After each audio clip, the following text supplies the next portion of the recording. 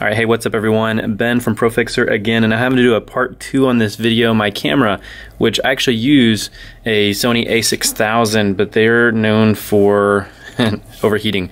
And so the camera actually overheated, and luckily it was literally within seconds of pulling this ribbon cable through, so we got everything of that done. But I wanted to show you these again. These are parts that we had to put back in there, had to connect some ribbon cables over on this side. Not a very involved procedure, but I just kind of wanted to show you just real quickly. I'm going to pull those off and put them back on. So we have the speakers, which we've got the speakers that go in here. There is a little donut, and the way that I've always put these in is put the mesh in first to keep the dust out, and then you put this spacer in there, and that allows the speaker to move, and so that will, you know, give it nice little movement there without the mesh touching the speaker. So mesh first, then the little donut, and then the speaker on top of that. So we're going to pull this other side off over here. And these are two little small screws, so kind of keep them off to the side and keep them separate. This lifts up, so if we can see that there, I'm going to try to hold that up for the camera so you can see that. But you just want to plug those in, and pretty easy procedure to do, but they just plug into each of their particular connectors there. And then as you bring these down, they're going to have little switches on them. I have accidentally had the switch in the wrong position, and then you screw it down. So let's put this one into place and see if we can. Okay, so there we go. The catch is in the wrong spot, and then whenever you try to move your selector, it only moves halfway, and everything is completely in the wrong position. It's because your switch was wrong. So you need to make sure that your switch here connects down into this hole there. So pretty easy to do. Just want to make sure that you connect it, and then you adjust the selector to make sure that it's actually adjusting fully. And we'll go ahead and put a little screw in there to hold that one in place, since we have that one in the right spot. And always double check anything. So on any repair, always make sure that you're double checking it. So see, we can move that one all the way down, move it all the way up, and everything works fine. Moving over to this other side, easier because there is no flexes to have to get into place. And we'll move this little slide over. Let's see. Okay.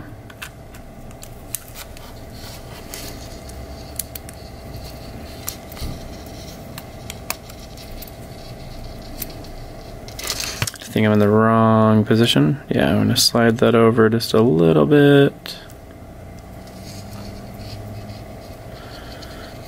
And I'm going to actually lay that down. That'll be a little bit easier for me. Oh, yeah, way in the wrong spot even. Okay, so there we go. Will this slide down? No, we're not sliding down all the way, so I still think I have it in the wrong position.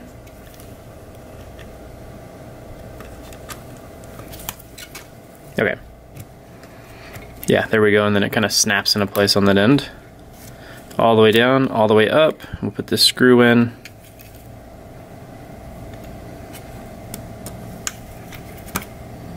There we go. So those are completely in. One thing that you want to be careful of is, as we're putting the top lid into the bottom housing, your speakers may fall out. Don't worry if they do, you can always readjust them. Just don't want them to hang out and accidentally pull them off, because that would just be not good. Oop, I forgot our camera actually. So let's put our camera back in. Okay, so camera's in. What I have done before is you can, off the camera there, you can actually take these down to hold them in a little bit. So that will help while you are working everything else to keep them in their spot. So we'll put this one, there we go. And just little piece of tape or two on there. That will keep it from falling out or getting out of the way. And technically you could do that with your speakers. I wouldn't recommend it. Just putting too much tape everywhere just kind of makes a messy job, but putting it here to keep that camera from flopping out or getting out of place is going to be easy, because when you flip it over, you don't want it to disappear. And so we'll push this back in.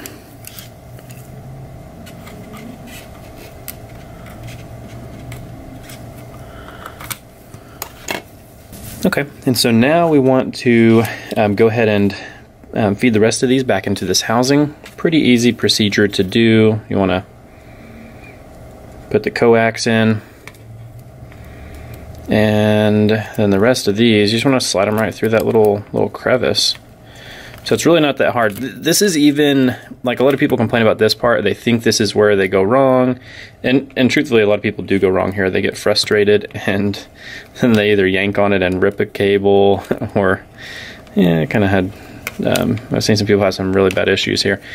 But realistically, where they have the most issues is going to be on the next steps after this. So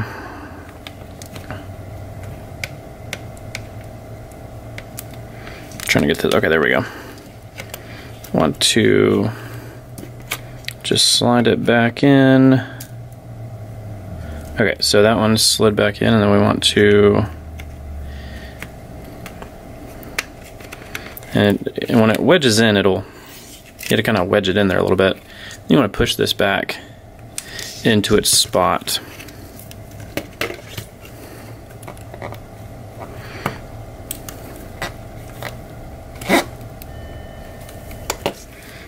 And I wonder,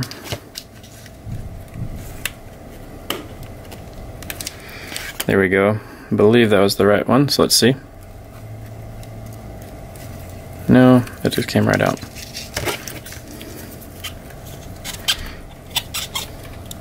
There we go. Now it's all the way in. Okay, yeah, it's snapping now. So we are good. So that is all the way in, and our little cushions are falling out here. Let's put those back in, and we can actually put the housing back on. A pretty cool thing about this, I believe, let me double check. I don't want to say, but I believe the back lid holds this little thing from flopping out. I think it's got a little leg that sticks down, possibly.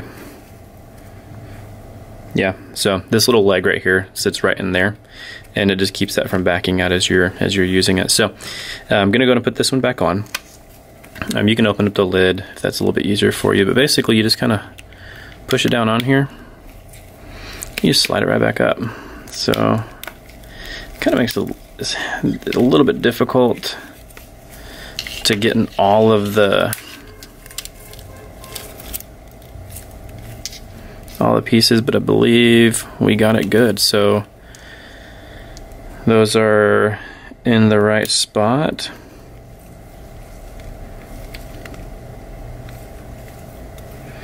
And we're going to go and leave all these screws out for now, just to be able to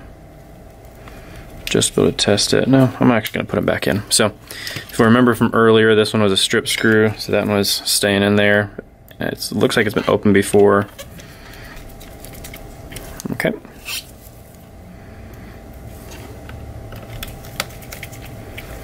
There we go. And I'm squeezing on the lid a little bit to kind of push that top in, so these line up in the right spot. And you can feel it as you tighten it up. It kind of sucks them in, so so it pulls those in that way. Adjust all your adjusters, the 3D and then the volume. Make sure that those are working fine, and then go ahead and close it. We're going to go and put the motherboard back in. This is where I was talking about people have the most issue with. They don't plug it in all the way, or they plug it in upside down.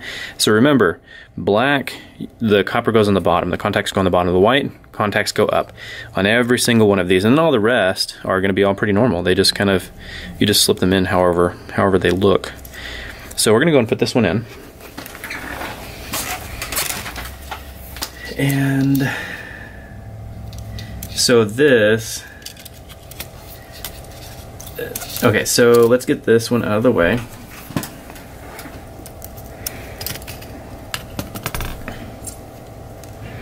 I'm gonna put it under all of these.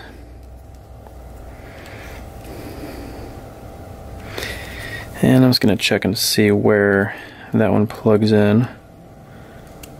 Yeah, that looks the right spot, so that looks about the right length there. It's got that little bend in it anyways.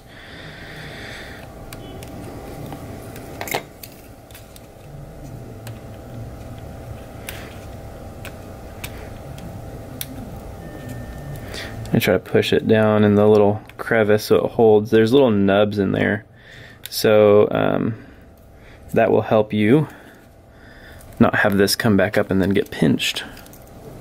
They're not very good nubs. They don't really work that well, but they do work a little bit. So see, there we go. Then you're gonna want to connect, so this one here, this one, everyone always twists it this way. And I don't think that was right. I've seen two just like it, but I'm pretty sure those were done wrong. I've never seen that before. The most natural way is to fold it this way. So that's the way we're gonna fold it, and we're gonna plug it in. And like I said, this is my first 2015, so maybe this is the only connector that does not follow that same rhythm of being plugged in, but I'll take my chances here. And these just keep falling out. This is,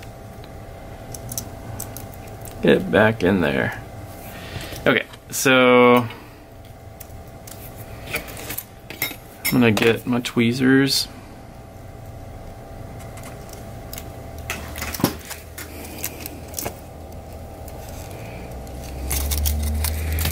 And you want to make sure that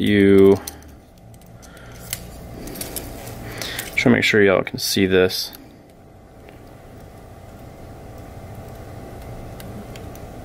Okay, so sorry, I can't really see, the lights are so bright.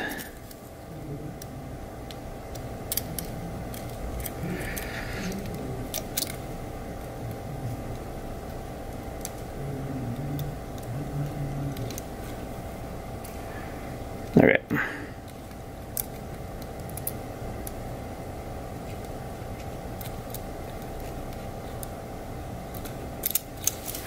I think my problem is I'm not tipping it down far enough, so.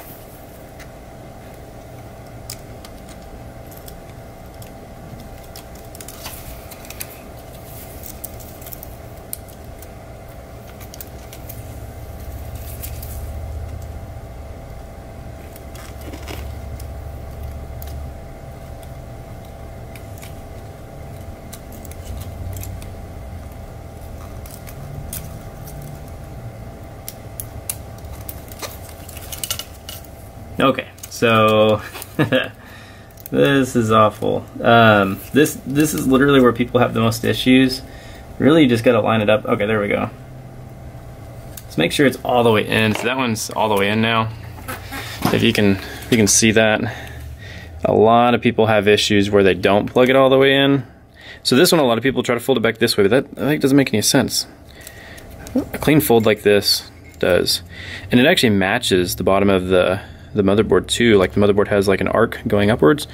When you flip it this way, the arc matches. When you flip it the other way, the arc is in the wrong spot. So it's like you're totally going against what Nintendo intended.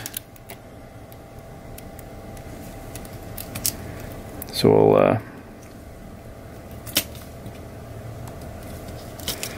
open that up.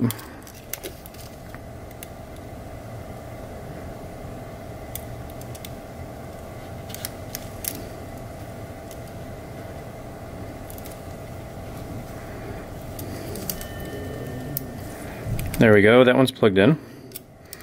Okay, so now we want to flip this over, pulling all these little flex cables to the front. And just making sure that we put this in the right spot.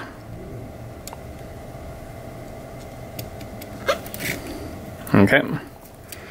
And there is one little, oh, there he is. Thought I plugged it in wrong. And then we'll push it this way. Push it this way. That one's loose. Okay, so I think we got them all. And now let's just start tucking these in. So these are the most important ones. A lot of times, I've seen so many times where people try to get these in and they'll put them in sideways just because they're getting frustrated. And then they'll slide it across and they'll pull a pin. Actually, we had a tech do that here, and it was kind of funny because I was fixing one that was tech damage from one of our techs. And someone in one of the groups online had posted up about they're having the same issue and it's the same exact connector. But basically, you just have to make sure you feed these things in directly. You can't be sliding them sideways or anything like that. So now we're going to go to these.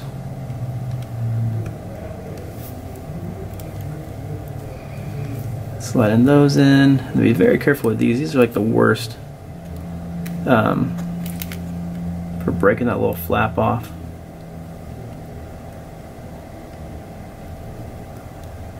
There we go.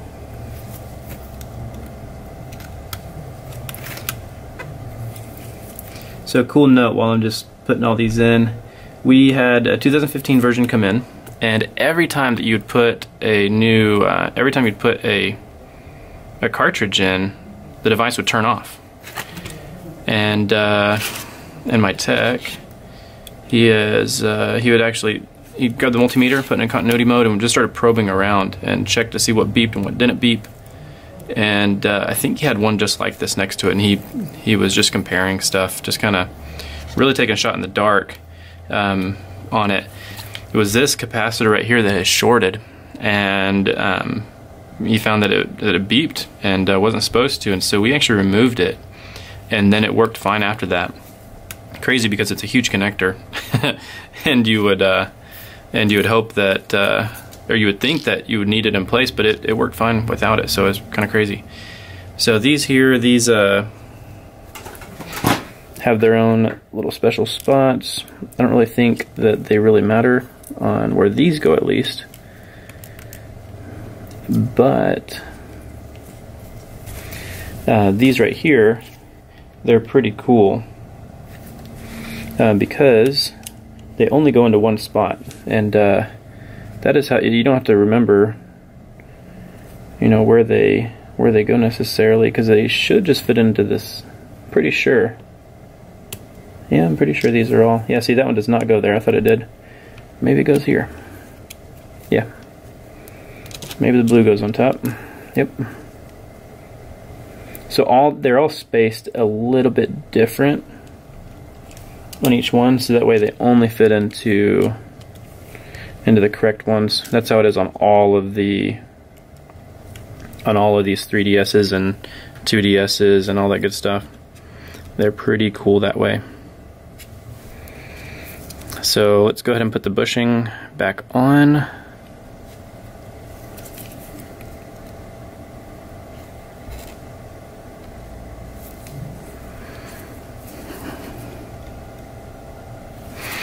And we'll slide this one in.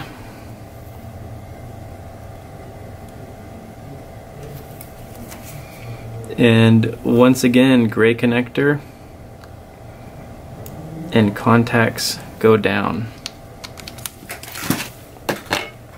So we'll put the long screws in here.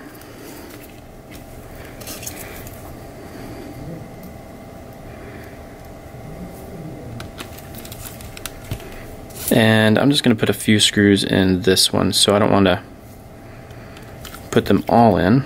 I want to test it first.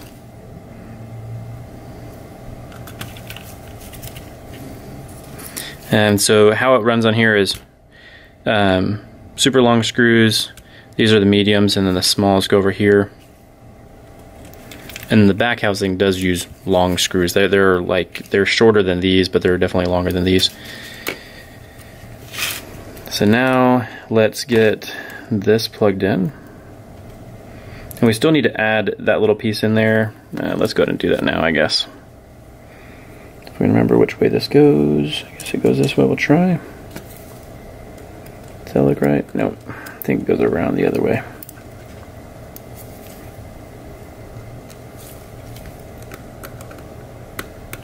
Alright.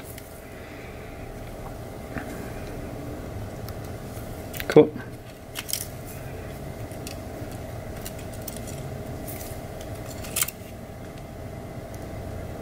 And once again on here, a dark flip top on the connector, and the contacts go down.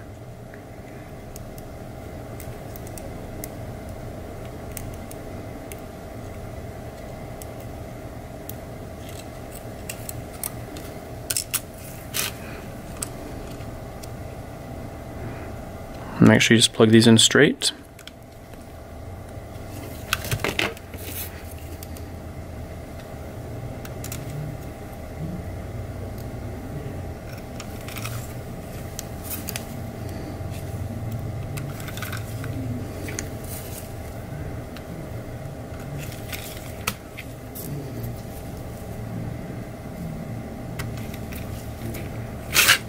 Oops. And putting that one in there. I'm gonna connect these up. These are pretty easy to connect, but kind of weird at the same time.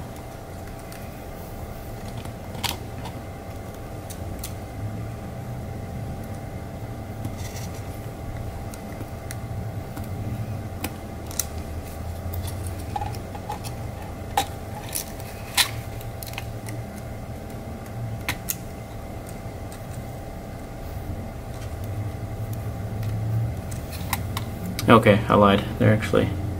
This is the hardest part of the repair. Alright, so... Come on. I don't think I'm getting it centered. And then the little cable... There you go. It's kind of like crooked, so it pulls it funny. Well, that one was easy enough. Okay. So everything is in. I want to hook this little bottom part on first to get it around that headphone jack. And then just lay it down like that. You can go ahead and put a screw in the top. We'll do that, and that way it kind of holds it in. While we do a little bit of testing with a little screw in the bottom as well. And here we go. Let's put the battery in, and this is the moment of truth. I have not even tested it, so is it going to work? All right, so we get the blue light. No popping yet. Oh my goodness. Look, we are up and running. So let's turn that 3D off so we can actually see something. And so it's all working. So this is how you do the top LCD on a 3DS XL. And hopefully y'all found this useful. So all that we need to do now is, I just tested it, right? Go ahead and put all the rest of the screws in the bottom, check the fitment on everything, and make sure it all works, and then you know, go ahead and fully test it. But as we can see here, we're powering up. We get image out of both of them, and so we would deem this one as repaired and ready to go as soon as we put it together and do the final testing on it.